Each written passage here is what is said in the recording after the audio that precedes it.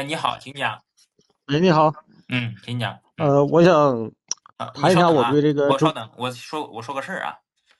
我这不是这个前天嘛，从新加坡这个回来之后有点咳嗽，字面意思啊，有点咳嗽。老是就是咳两下，我直播的时候没咳。这个咳呢，倒不是感冒了，我没有任何症状，他就是感觉就是呼吸道有点不舒服，你知道吧？这就是我，因为我这个很明显。我很明显啊，就是我在新加坡，我是完全没有任何咳嗽的，我状态很好。我也不是感冒了啊，我没有，我感冒了吗？我搁这直播2个多小时了，我没有任何感冒，知道吗？就是我一回来之后呢，这个呼吸道就感觉有一点异物的感觉，就是有点可能刺激，就能明白吗？就是有点咳嗽。反正我头天回来的时候呢，咳嗽的稍微有一点，也不能说厉害吧，反正时不时的总得咳两下。反正这2天是个适应了，也不怎么咳了，但是还是稍微有一点啊。我为我这个说的这个话负责啊，我负法律责任。所以说我这个是我亲身体会，你知道吧？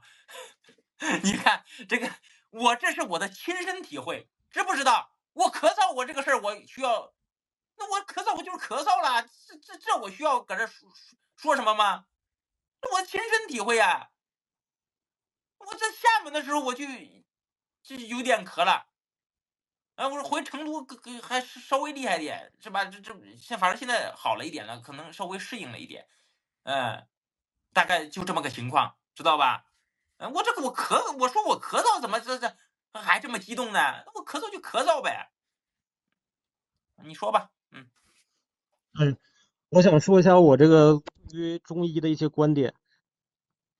你说啊。首先我是一个中医药大学的一个研究生我现在是有那个中医就是医师资格证的，然嗯后在一个中医的三甲医院，目前是工作了2年半的时间。好，好，好，好。虽然我是这个中医药大学的，但是我对你的大部分观点我其实是比较认同的。你认同了，你对，而且我觉得如果但凡是这种就是中医院校出来的，我觉得都不会特别否认你的观点。除了你说但是如果你是说这个完全无用，我肯定不能说这个是完全无用，对吧？就是因为我们正常在医院对这个患者进行治疗的时候，确实我们是以这个西药治疗为主。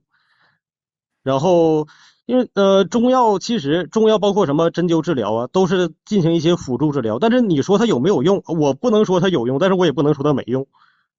就是行了，行了，行了。就是这样的。好，感谢你啊，感谢你的认同，你说的我们都知道，就本直播间你说的我们都知道啊。就是这，那我这样吧，你既然上麦了是吧？我也就问问你，那你本科是专业叫啥名字啊？中医学。中医学，几年对。制？我是5+3，本硕连读。那你还属于很优秀的学生呢。5+3一般来讲得全省前10000名吧，高考。具体排名我也不知道，也不清楚。行吧。那你是本科应该是个至少一本吧？对。98811吗？那不是。一本那也可以了，不错了。医学院的一本已经很优秀了，比很多甚至很多院校的98811的那些比较水的专业都要收分都要高啊。那你这个，我想问一下，你这个中医学本科都学哪些课程啊？你方便就是你能想起来的，你能在直播间讲一下吗？中医学，我想一下。嗯我们中医首先是学这个中医基础理论，嗯然后我同一年就是大一刚入学的时候，嗯是学这个中医基础理论以及西医的解剖学，嗯然后加上英语。就是必修课我还能记住，选修课我就记不住了，就这是必修课。必修课就是然后西医解剖学和英语。对，然后嗯再往后呢，就是中医诊断学，然后中药学、方剂学，然后西医呢就是生理学、病理学，嗯然后就是中医内科学、西医内科学。嗯嗯嗯嗯，那你就学中医的为什么要学西医呢？嗯，我倒是觉得这个学中医他必须得学西医啊。包括我们现在给人看病，虽然我是学中医的，但是包括我们在医院里头，就是这个正规的中医院给人看病，都是要同时对这个患者进行中医诊断和西医诊断的。你为什么要进行西医诊断呢？你中医给他治呗。为什么进行西医诊断？因为但凡是一个这个正规的中医院，都是要进行中西医结合治疗的。我到现在我是不知道有什么就是这个正规医院只对患者进行进行这个中医治疗的。就没有只进行中医治疗的吗？就正规的医院。我是不知道，有啊。那为什么这些正规的中医院一定要中西医结合呢？它不结合西医不行吗？那就中医不行吗？就我不懂啊，我问你，因为你是医生嘛，我就问你嘛。他结合它干什么玩意儿呢？你就中医治呗，结合它干什么呢？你老结合它干嘛呢？呃，我我知道啊，你是很想让我说出这个中医没有用的这句我可话的，对吧？没有啊，你可别给我扣帽子啊！我不懂，我啊，你是行外人，我没有吗？不懂，我行问你。行，那我对啊，那我就问你，那为什么要结合呢？那就中医治呗，不挺好的吗？结合因为它干什么呢？既然对于这些已经有公认的，就是西医治疗非常有效的这种治疗手段的话，那么我们当然会选择使用更加就是起效果的治疗手段来进行治疗。那直接西医治不就行了吗？那中医它起什么作用呢？中医它，就是怎么说呢？确实是在西医治疗的基础上辅以这个中药或者是这个针灸治疗，它确实是有一定的辅助作用的。要有这个作用。是有这个作用的。那有这个作用，那西医院在治这个同样的病的时候，它有中医吗？西医院，据我了解，现在就是西医院正规的西医院啊，它都是有这个中医科室的。至至对你没于它具体吧，具体它结不结合这个中医啊，我也不知道。你没有回答我的问题。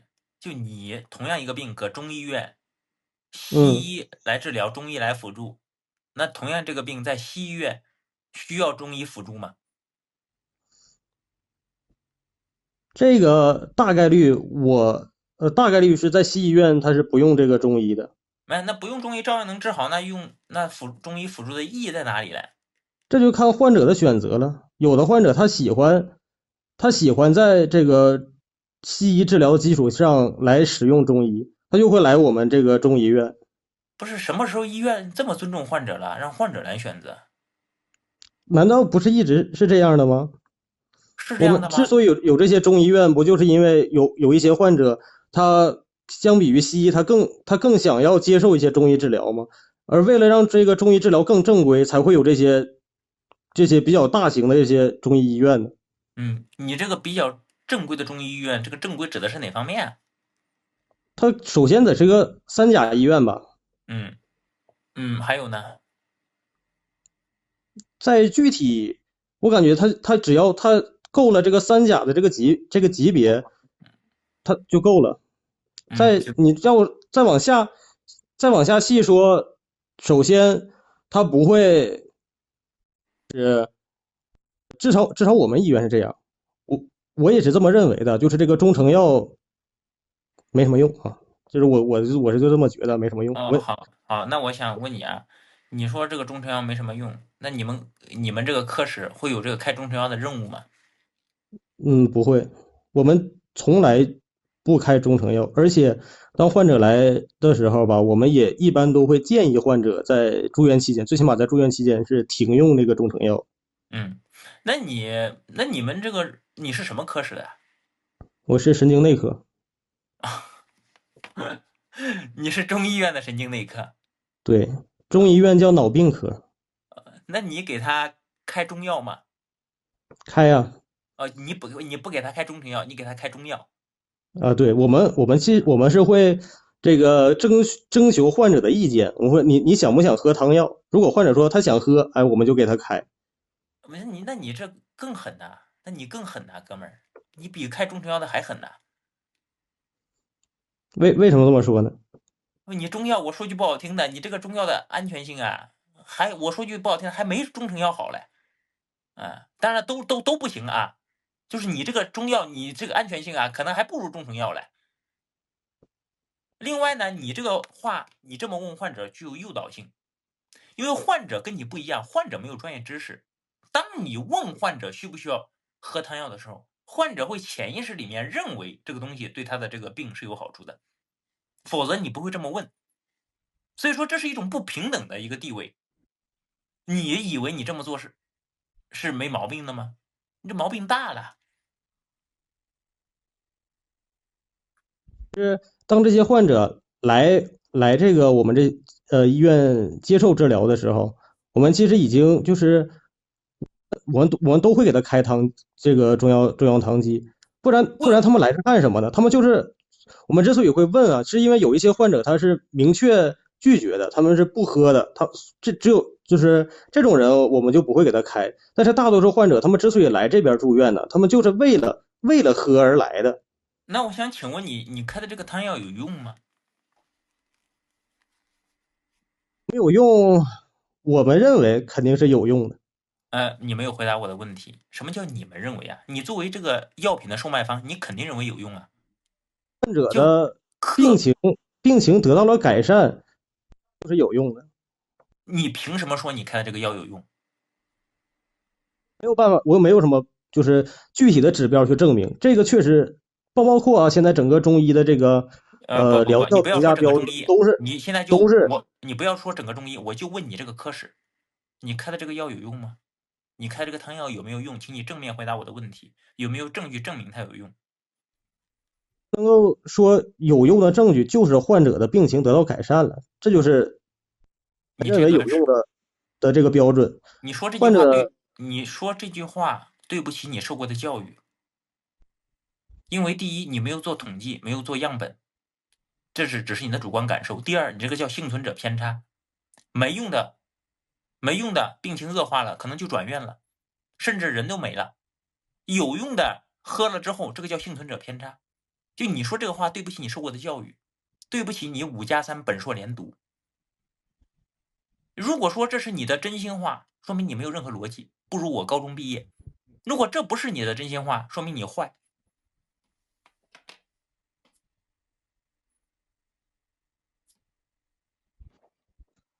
确实，这确实我就是说，这个中药它确实目前都没有一个具体的这个疗效标准，所以它根本做不到不要去进行。说中药，不要说中药，我现在就问你，你给患者开这个汤药有用吗？有用还是没用？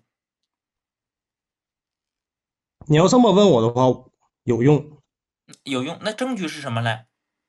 证据就是患者的病情减轻了。我感觉你如果一定要让我说什么这个具体的这个指标，什么什么指标有什么什么变化，然后让我统计什么几百个这个病例，让我来进行这个有多少是这个有用的，有多少是这个没有用的，这个我肯定是提供不了的。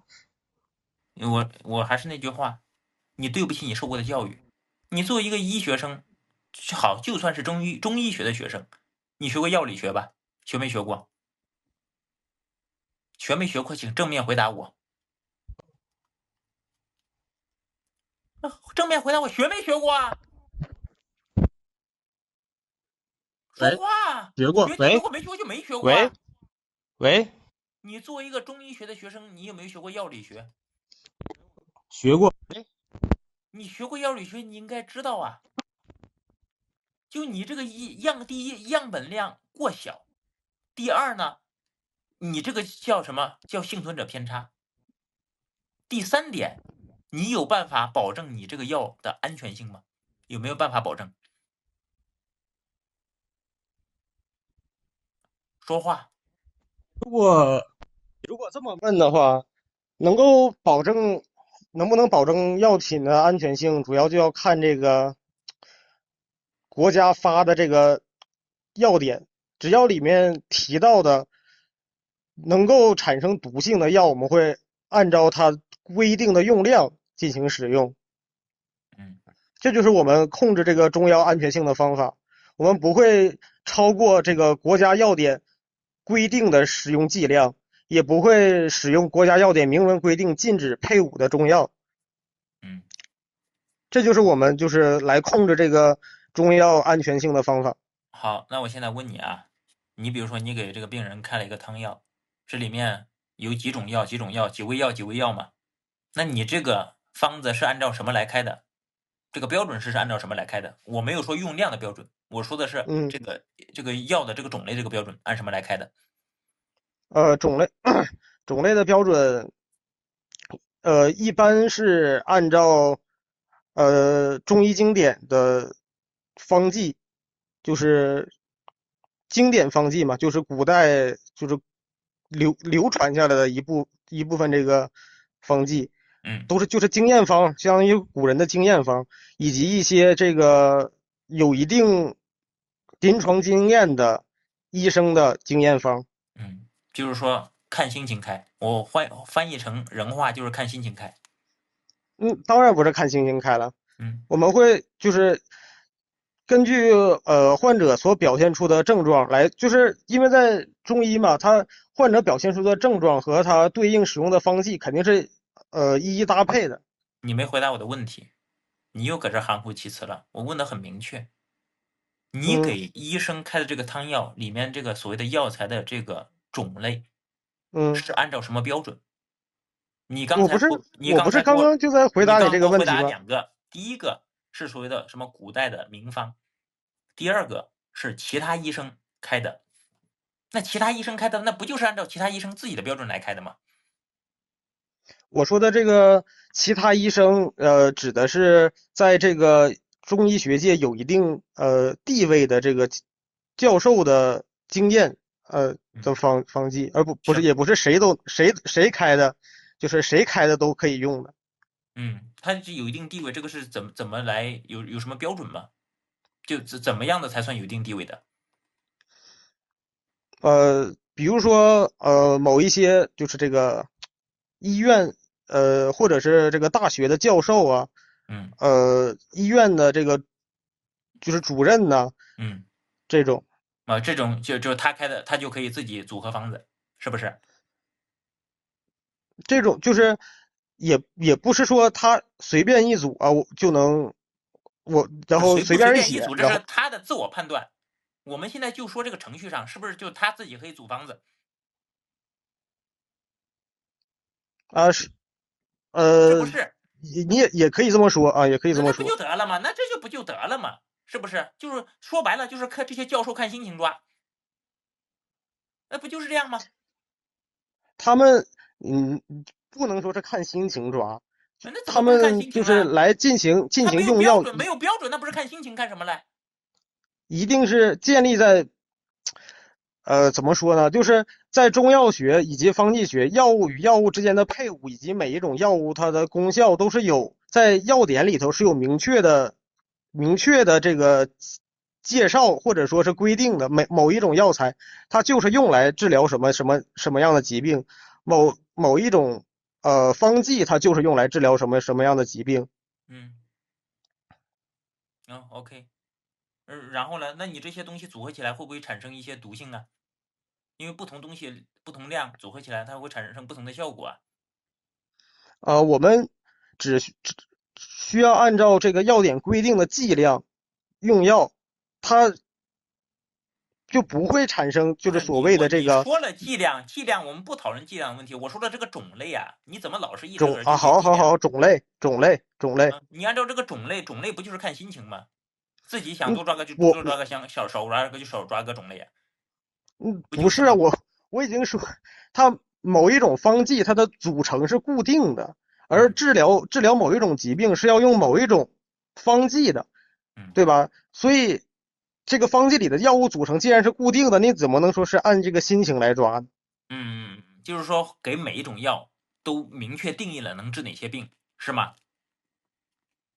是不是？是的，每一种中药它有明确的就是治某一种疾病的这个作用。那如果说新诞生的疾病怎么办呢？哎呀，新诞生的疾病，就是怎么说呢？按照这个现代医学，就是会总是有这个新的这种病毒会出我现吧。没有人说但是现代医学，我现在跟你但说中医。是在中医，它会归到一类这个已有的这个中医诊断中，那他已有的怎么能把新的给囊括进去呢？那这个就是看逻辑上不你的具成立啊。体症状，看你的具体症状了。那同一种症状不一定是同一种病啊。你是学医的，你应该清楚啊。比如就以发烧这个嗯而言，这发烧嗯有可能是感冒，有可能是病毒性嗯感冒，也有可能是细菌性感冒，也有可能是心肌炎，对吧？甚至有可能是白血病，都是发烧。就它是同一种症状，不一定是同种病啊。嗯，那阁下该如何应对啊？你如果这个主要是看你的最严重的，就是你来医院看病，你肯定是有这个我是因为什么来的，我到底是哪里最难受啊这种，那无症状怎么办呢？对吧？什么无症状怎么办？无症状他为什么要来医院呢？无症状不代表没有病啊。一个人来医院看病，如果他没有感觉到如果他没有感觉到自己得病了，自己哪里不舒服了，他为什么要来医院呢？不是无症状不代表没有病啊！你这什么逻辑啊你？很多几乎所有的癌症，在早期和中期都是没有症状的。几乎所有的癌症在早期和中期都是没有任何症状的。阁下该如何应对啊？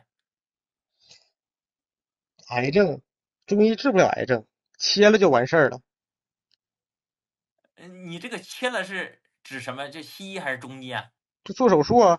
癌症难道不会真的有人想用这个，就是用喝中药把你体内的肿瘤给喝没吧？你这不会话什么意思？有人真这么想吧？你这话什么意思啊？就是你不认我可啊，这个。这是我的观点啊。我认为喝中药是没有办法把癌症喝没的。想要治疗癌症，要做手术切掉。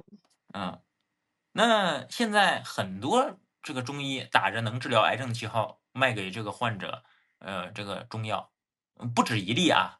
我想这个事情咱们不用去论证它的真实性吧，对吧？那啊，这个不用，我也知道有很多这种。阁下如何看嗯，待呀？我认为都是不可能的，就是他们这个宣传的这个疗效是不可能的。我知道他们作为你的同行，他们你如何看？说能治疗癌症，这个是不可能的。我知道他们作为你的同行，你怎么看待这个事情啊？我知道不可能，不可能嗯，是这你作为同行，你怎么看待这个事情啊？哎，能多赚点就赚点呗，大概他们心里都是这么想的吧。那你没回答我的问题，你作为同行，你怎么看待这个事情？这就是我看待的观点。他们这是为了挣钱吗？他们他们都是为了挣钱吗？这是他们是医我的观点。他们是医生吗？他们如果他们有这个职业医师资格证的话，他们就是医生。你认为他们是医生吗？我认为他们如果有资格证的话，他们就嗯，是医生；你在说废如果他话。们没有资格证的话，他们就对，你在说不是医生。废话，你在说废话。我再问你一遍，你认嗯，为他们是医生吗？我说了呀。嗯，你怎么评价他们这种行为啊？如果他们是既没有这个医师证，也在没有医师证的同时有医师证，我跟你讲，来进行我说这些这个人都是有证的，都是有证的。都是有证的。有证的，有证呢就是没有医德呗，就是就是有证还这么干的话，他们就是你要不就是他们真的对自己的这个认知你这个不清晰。字儿，这个词儿到嘴边了，收回去了是吧？不敢说是吧？啊，是不是怕得罪你的同行啊？都知道是什么意思就行了，不一定偏要我要你说出来啊。说出来，不一定啊，你觉得他们是什么？如果你不的家人被这样需要弄了，说出来啊。如果你的家人被这样弄了，你会如何应对呀？咱们人心都是我肉长的。别天天说我搁直播间里面搁这儿冷血动物。我现在问你，你的家里人如果被这样的人给骗了，咱们不说有没有效果，咱们不说有没有副作用，我们都知道癌症延缓治疗可是要命的，扩散的，这跟谋杀几乎没任何区别。我想请问阁下如何评判这件事儿啊？如何评判这个人呢？就是这个给癌症患者开这个汤药的这个人呢？你如何评判啊？怎么评判呢？做的怎么评？不对吧？做的不对。嗯，你反正就说不出来，就那2个字儿，你就说不出口，是吧？是不是就说不出口？如果他们真的是有这个异食症的话，那我只能说，可能他们做的不太对。不太对，天哪，嗯，天哪，不是那2个字儿说出口这么难吗？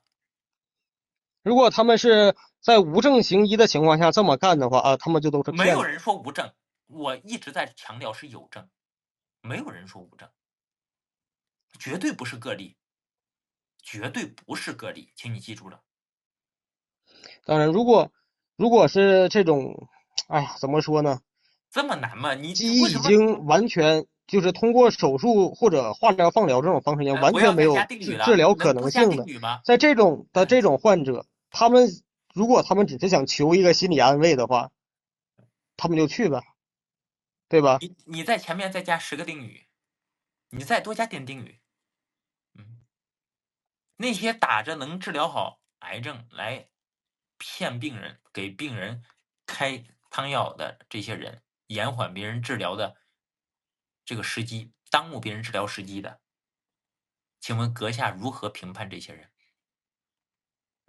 说你还就是想让我说啊，咱们可以就是不说这个了，我是不可能说这个具体这个字儿的啊，哎，为什么不说呢？我想问一下，为什么不说？我已经这因为个表达了。你是怕你有一天也会成为这样的人吗？那会不会我又不治癌症，对吧？这个我肯定不是不治癌干不到症，这儿了。不治癌症，我只是举个例子，嗯，那也有同样的这个行为方式啊。比如说，你比如神经内科是吧？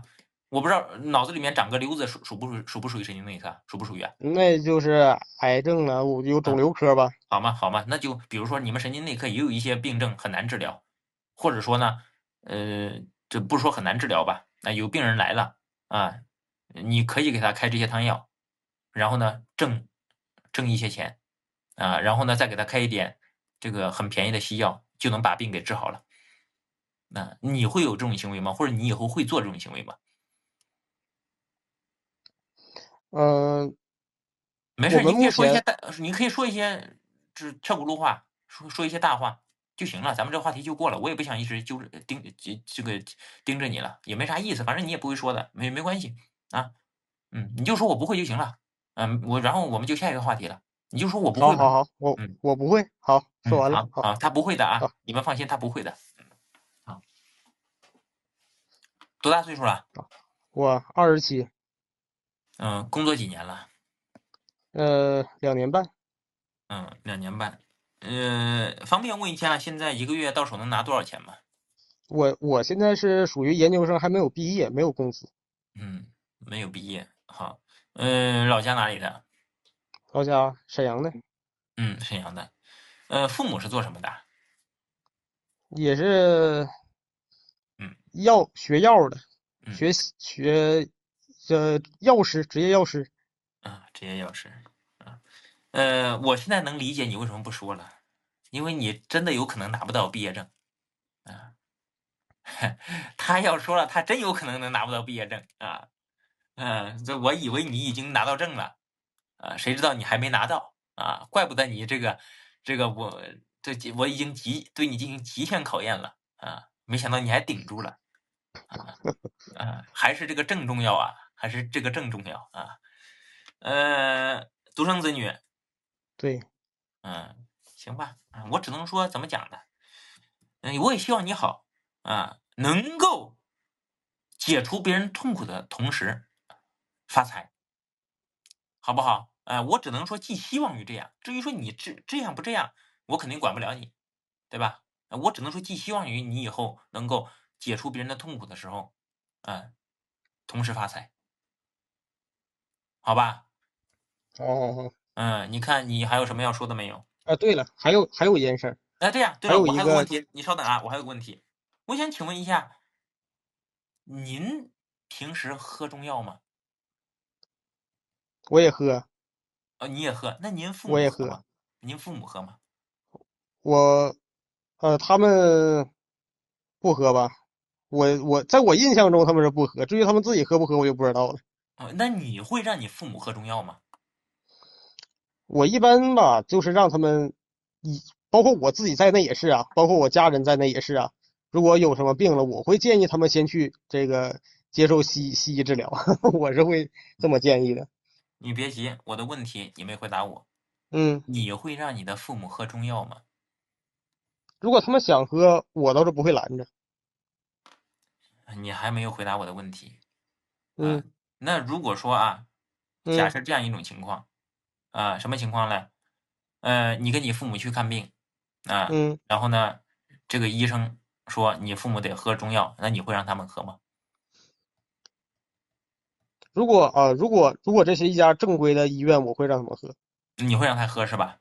对，好，我没什么问题的啊。那这对了，还有个就是说，你上一次喝中药是什么时候啊？上一次喝中药嗯就几个月之前吧。嗯，因为什么呢？我怎么说呢？我应该也算是尝试一下啊，我想试一下这个东西到底有没有用。就是之前一段时间，就是个小孩子这个肺炎嘛，嗯这比较严重嘛，这段嗯时间，嗯当时就是有这个，就是这个所谓的这个，就是所谓的这个中药的这个制剂，说是能够这个预防啊这个东西的。我想嗯试一下到底有没有用啊，我就去喝了。嗯，好，那除了这次之外，你上次喝是什么时候了？再上次就是几年之前了吧？你几年之前是你主动喝还是被动喝的？嗯，应该算是主动喝吧。嗯，行，好的，我很失望。哎呀，咱们现在这个医学教育啊，出大问题了，真的。我跟很多医学生聊过天儿，不止他这一个真的就是说，他竟然认为喝一个草根子熬的汤能预防疾病，对吧？你打疫苗能预防疾病吗？大家都知道，对吧？什么免疫应答，是吧？什么机体免疫，对吧？这我虽然我不是学医的，我也能说出一两个名词。你喝点那个草根子炖的汤能预防，能这个叫预防疾病。哎呀，我真是我医学教育在教什么啊？就你们学校整天在教啥啊？就是你说这个喝这个能够预防疾病吧，这个我本身我是不太信的，所以我才想去试一试。我想不是这还用喝喝喝试吗？看我要看看这玩意儿，因为他买的人特别多，我就在想这东西能有用吗？我就喝喝试试，我就去喝了。不是，就是说这还用去试吗？啊？就你还是学这方面专业的，你要是个普通人，他去试，没学过这个专业，我也能理解。你作为一个所谓的专业人士，你还用去试这种东西？哎呀，你真是庆幸吧，真的。你早几年，我说实话，你可能你这个工作都不好找你还真是庆幸啊。怎么讲呢？反正你是这个现在是不用愁工作以后会不会有工作，这个就不清楚了。啊，好吧，我没啥想说的了，我只能说，哎呀，我只能说怎么讲呢？哎呀，尊重吧，只能尊重了，不尊重也没办法，只能尊重。哎呀，没办法，行吧？你还有什么要说的没有？我最后还有一个，我之前看你这个我是这个明确知道你说的不对的啊。我这个之前是看你切片儿，你说这个中医药大学的这个教材里头没有文言文，这个实际是有的。有什么文言文儿？呃，首先是有医古文以及就是中医的四大经典，内经伤寒，四大经温病典是什么？金匮。四大经典是什么？内经伤寒，还金有呢？匮要略，金匮要略，嗯温病，这个实际上是有行吧，有吗？就有嘛，好吧，啊。那我就说好，错了，好这吧，那就没别的事儿了。行吧，我想问一下，你怎么看待《本草纲目》啊？本草纲目啊，嗯那玩意儿，我觉得那玩意儿写的啊，嗯就是纯纯的这个理论，空有理论没有实践的一本书。嗯，那你怎么看《黄帝内经》呢？《黄帝内经》啊，《黄帝内经》怎么说呢？中医理论的起源吧，啊，这里头写了很多这个中医治病的思路。行吧，那我想请问你平时怎么给病人看病的呢？你不是神经内科吗？你神经内科主要看啥？就脑袋里的问题是吧？哎，其实就一个病，基本上就一个病，就是治脑梗。脑梗，那你怎么治呢？就比如说有一个病人，他嗯，有什么症状，然后查出来脑梗，怎么个治呢？怎么治？对呀、就是你怎么知道他有脑梗？怎么知道他有脑梗？对，拍 CT 呀。拍 CT，嗯，拍 CT 核磁。呃，还有呢，没了。脑梗的诊断，脑梗最主要的不就是这个吗？拍片儿吗？这不把脉吗？把把脉能把出脑梗了吗？我是不知道有这么厉害的人存在啊。那你这跟中医没关系啊。咱说能用核磁共振这西医这个玩意儿，一更九一更简单九七几年才出快捷现。有效的这个诊断方法来诊断，那个为什么不用呢？有效。对呀。嗯那比如说现在啊，假如说有个病人，他现在脑梗了，核磁共振看出来是脑梗了，那然后呢？然后怎么处理嘞？呃，首先我们一定要用的就是这个根据这个脑梗的这个治疗指南，或者这个大概就是这意思吧。一定要用的包括什么阿司匹林呐、什么这个抗板的药。呃其实也主要就是抗板的药。如果抗板的药是什么意思？就是抗血小板。抗血小然后板的药，对，然后那是西其药吗？他的。嗯，那是西药吗？对呀。还有呢？还有其实我们包括什么这个给患者调控血压，呃，调控血糖，用的也全是西药。你不是给患者开汤药吗？开中药吗？啊。汤药是用来就是脑梗在中医里头算是这个眩晕嘛，眩晕病的这一个范畴啊。所以我会在这个眩晕病的这个开附这个治疗眩晕病的这个中药汤剂。我没听懂什么意思。那病人嗯他这个，你就是现在，假如说有个病人做完 CT 了，是脑梗，那嗯，你都开哪些药呢？就是这个抗血小板的，就是西嗯，药啊，看血小西药，然后板的西药。看看包括它的各项指标，需不需要这个降脂，嗯开一些这个降脂药，包括营养脑神经的这些药，这都是西药。然后呃啊，然后然后中西医结合治疗嘛，这是西医，还有包括什么降压、调压、调血糖，这就是西医。中医部分呢，就是给他开一个这个治疗眩晕的这个中药汤剂，以及进行这个针灸治疗，这就是中医部分啊，就是这么治。那有没有可能你把中医部分拿掉，剩下的就有很好的效果呢？有没有这种可能？当然有可能了。这个西医的部分，它当然是有疗效的了。那为什么还需要这个中医这部分呢？什么针灸，什么抗眩晕的，为什么还需要这部分嘞？因为他们是来中医院看病的，我们是需要进行这个中医治疗的。不是你这个人说话都搞笑，你来看病是因为有效果，就是说某些药起效果我才开，而不是因为我是中医医院我才给他开。因为这个药有效果我才给咱患者用们而不是因为而不是说因为咱们他来又中医院唠回到这个话题了，你又唠到怎么让我证明这个中药汤剂是有用的，对不对？不对啊，不对，就你给患者治病，你开药是因为这个药有效果，对吧？你得给患者降低负担啊，你开的越多肯定费用越贵呀。他这个药有效果你才给他开，而不是因为他来了中医院，所以我必须得给他开中药。你这是什么逻辑啊？你说这个降低负担这个问题，其实你在哪，在这个三甲各地的三甲医院，不管是中医院、西医院，三甲医院住院的这个费用基本上都是差不多的，因为即使我们开的这个中药也都是医保报销项目，他们不涉及到这个给患者加重负担的这个问题。那你医保报销是报销部分，你不开患者是不是更便宜嘛？患者是不是负担更小嘛？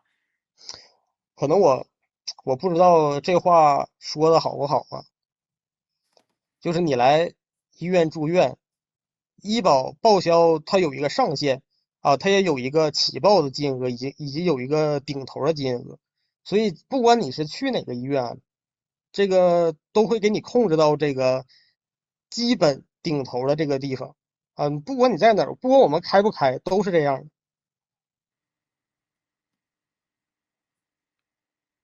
这个话题我就不展开了啊，关于你这个说这个话题我就不展开了。负不负担这个，你要展开说没法说，对吧？对，我明白这点，我明白这点，我们俩不展开啊，这点我们俩有共识，这点不展开啊。医保这个事儿啊，哎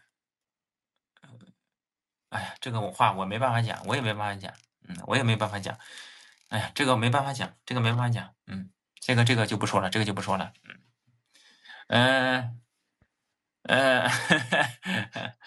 行吧，你看还有啥要说的没有？还有没有什么要说的？行，行吧，就这样吧。就这样吧，不然你到时候你毕业证也毕业不了，我也播不了了。我别把你这个直播间也整爆炸了，是吧？我也怕把你毕业证整没了，你也怕我把我直播间整炸了，对吧？咱们俩也算是互相成就了，好不好？行，那换下一个吧。好，再见啊，拜拜。点到为止啊，咱们做人以点到为止，好吧？好，拜拜啊。好。卢瑟温拿卢瑟总说：“公子户能深情朗诵微信上发给你的古诗吗？点睛之举，麻烦深情并茂啊，万分期待。”好的，卢瑟总啊，我现在就读卢瑟总给我发的这个私信啊。这首诗啊，大家都读过啊。这首诗是什么呢？就是非常著名的，叫“立威任重酒神疲，再节哀勇定不知。